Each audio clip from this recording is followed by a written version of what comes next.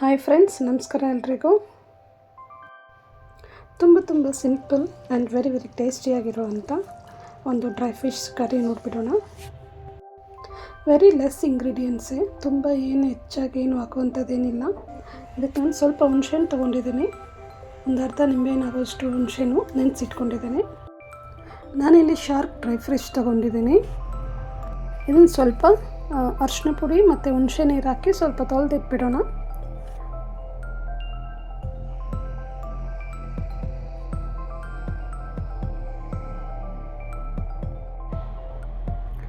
ಸ್ವಲ್ಪ ಮೆಂತ್ಯ ಮತ್ತು ಸ್ವಲ್ಪ ಅಕ್ಕಿ, ಒಂದು ಅರ್ಧ ಚಮಚ ಆಗುವಷ್ಟು ಸಾಸಿವೆ ಮತ್ತು ಅರ್ಧ ಚಮಚ ಕಾಳು ಮೆಣಸು ಮತ್ತು ಸ್ವಲ್ಪ ಜೀರಿಗೆ ಹಾಕಿ ಹುರ್ಕೊಳ್ಳೋಣ.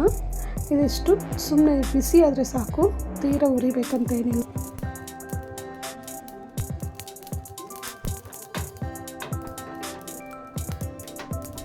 ಹುರಿದಿಟ್ಟುದನ್ನೆಲ್ಲ ಸೇರಿಸಿ ನಾವು ಮಸಾಲೆ ರೆಡಿ ಮಾಡ್ಕೊಳ್ಳೋಣ.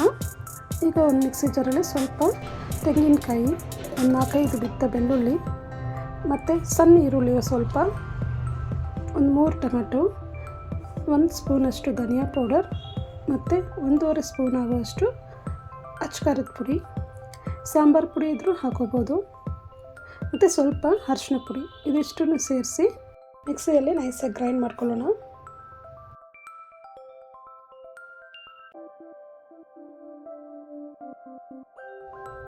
ನಾನಿವತ್ತು ಮಣ್ಣಿನ ಪಾತ್ರೆಯಲ್ಲಿ ಈ ಸಾರನ್ನ ಮಾಡ್ತಾಯಿದ್ದೀನಿ.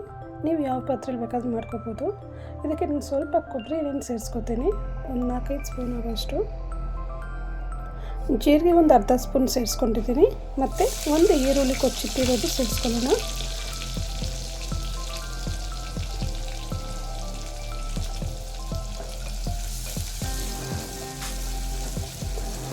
ಈಗ ಇದ್ರ ಜೊತೆ ಸ್ವಲ್ಪ ಕರಿಬೇವು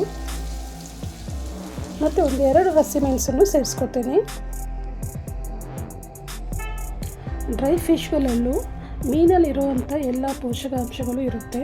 ಸ್ಪೆಷಲಿ ಪ್ರೋಟೀನ್ ತುಂಬ ಹೆಚ್ಚಾಗಿರುತ್ತೆ ಮತ್ತು ಒಮೆಗಾ 3 ಫ್ಯಾಟಿ ಆ್ಯಸಿಡ್ಸು ತುಂಬಾ ಇರುತ್ತೆ. ಮತ್ತು ಇದರಲ್ಲಿ ಸುಮಾರು ಅನೇಕ ರೀತಿಯಾದ ನ್ಯೂಟ್ರಿಷನ್ಸು ಇದೆ ಅಂತೆ.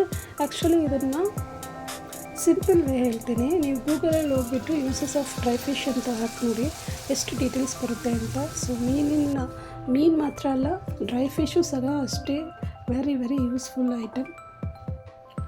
ಇದ್ರ ಜೊತೆ ನಾನು ಕಡ್ದಿಟ್ಟಿರೋವಂಥ ಮಸಾಲೆನೂ ಸೇರಿಸ್ಕೊಂಡಿದ್ದೀನಿ ಮತ್ತು ಸ್ವಲ್ಪ ಹುಣಸೆ ನೀರನ್ನು ಸೇರಿಸ್ಕೊತೀನಿ. ಇವೆರಡು ಸ್ವಲ್ಪ ಕುದೀತಾ ಇರಲಿ. ಈ ಸಾರು ಸ್ವಲ್ಪ ಗಟ್ಟಿ ಇದ್ದರೆ ಚೆನ್ನಾಗಿರುತ್ತೆ.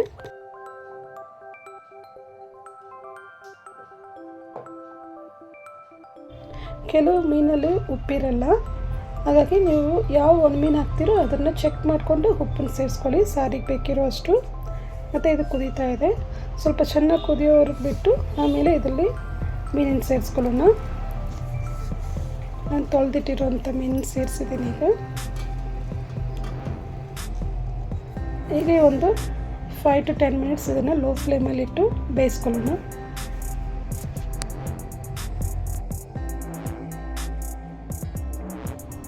ಎಷ್ಟೊತ್ತಿಗೆ ಅಕ್ಕಪಕ್ಕದ ಮನೆಯವ್ರಿಗೆಲ್ಲ ಗೊತ್ತಾಗಿರುತ್ತೆ ನಮ್ಮ ಮನೇಲಿ ಮೀನು ಸಾರು ಅಂತ.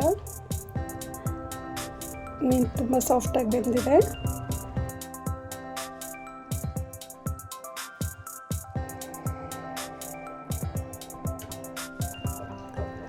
ಸಣ್ಣಗೆ ಚಾಪ್ ಮಾಡಿಟ್ಟಿರುವಂಥ ಕೊತ್ತಂಬರಿನ ಇದ್ರ ಮೇಲೆ ಸೇರಿಸ್ಕೊಳ್ಳೋಣ. ಅಷ್ಟೇ, ಸಾರು ರೆಡಿ ಆಯಿತು. ಐ ಹೋಪ್ ನಿಮ್ಮೆಲ್ರಿಗೂ ಈ ವಿಡಿಯೋ ಇಷ್ಟ ಆಗಿರುತ್ತೆ. ಯಾರಿಗಾದ್ರೆ ಕೋಲ್ಡ್ ಕೆಮ್ಮು ಅಂತಿರೋರಿಗೆಲ್ಲ ಈ ವಿಡಿಯೋನ ಶೇರ್ ಮಾಡಿ. ನಾನ್ ವೆಜ್ ಯಾರೆಲ್ಲ ಇಷ್ಟಪಡ್ತಾರೋ ಅಥವಾ ಮೀನು ಇಷ್ಟಪಡೋರಿಗೆ ಈ ಸಾರು ತುಂಬ ಇಷ್ಟ ಆಗುತ್ತೆ. ಪ್ಲೀಸ್ ಶೇರ್ ಮಾಡ್ಕೊಳ್ಳಿ ಮತ್ತು ಮಲ್ನಾಡ್ ಫುಡ್ ಫ್ಯಾಕ್ಟ್ರಿ ಚಾನಲ್ಗೆ ಮರೀದೆ ಸಬ್ಸ್ಕ್ರೈಬ್ ಮಾಡ್ಕೊಳ್ಳಿ. Thank you.